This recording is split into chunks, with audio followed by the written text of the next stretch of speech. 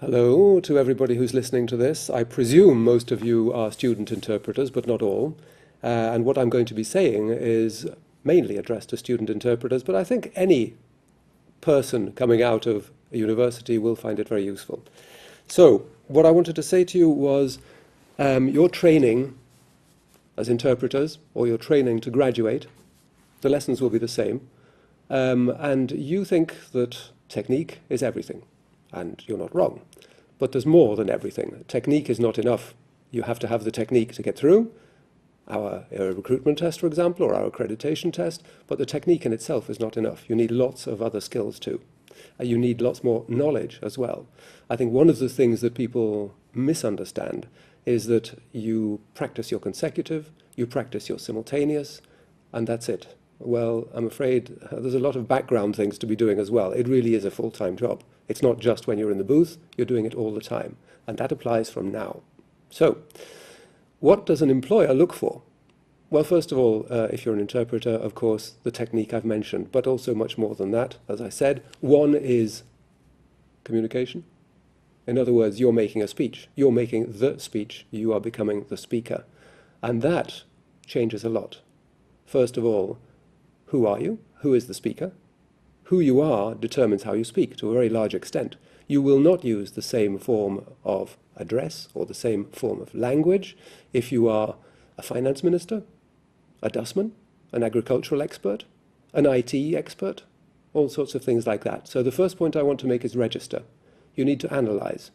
A Shakespearean actor does not use the same script or the same turn of phrase as somebody in the very latest neo-modernist play. And there's a good reason for it. So not only foreign languages, but also your own language has lots of variations, lots of variants, and you will need to know how to use them. It's a bit like a musical instrument. You don't just play one string. It may be your favorite string, but there's lots of other strings and you have to play those too. So that's the first point. You need to know how to use your mother tongue, just like a musician uses his instrument. All sorts of different registers, all sorts of different situations, because at least in most people's experience of interpreting, you won't have a single client. It won't be a monochord performance.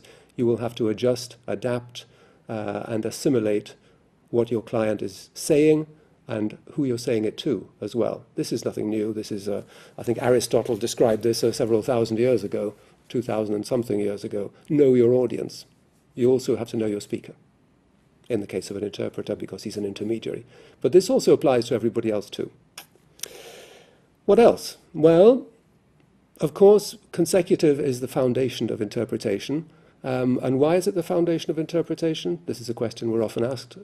We don't do very much consecutive. That's true. Most of it is simultaneous. And yet, very frequently, you will find that consecutive is the first test that you will have to sit, and also in many cases it is eliminatory. And that is why, that is because as a consecutive interpreter, you know very well where the speaker wants to be at the end of his speech and the route he's taken to be there. And you must follow that route. In other words, you have to show that you've analyzed the intention of the speaker, the philosophy and the reasoning of the speaker, and you come to the same conclusion as the speaker. In simultaneous, it's all too easy to get it wrong, but to think you've done a really good job, because you don't know where you're going. You're following the speaker very closely. In consecutive, you have the advance notice of where the speaker intends to be, of his final destination, and of the route he's taking, and you must show that you can analyze that and follow the same route to arrive at the same conclusion. Logical, really. Having said that, there is also a practical use for consecutive as well. It is done. In fact, the more languages we have, the more useful consecutive is. A paradox, but only the first of many. Simultaneous is what we do most of, but there too, you have to be very careful. Don't practice on your own. Always have somebody listening to you. You never work in a vacuum. You always work for an audience. So make sure you have an audience and you do your best. And thirdly, communication. Don't just listen to what he says, the speaker. Listen also to how it's being done, how he engages with the audience, the tone. If Khrushchev in the United Nations was banging his shoe on the table out of sheer rage and frustration, and you say, I'm not sure that I entirely subscribe to that point of view, Chairman, maybe the message will not exactly be the same, and maybe your client will take his headphones off and give up in disgust. Make sure it doesn't happen. Thank you.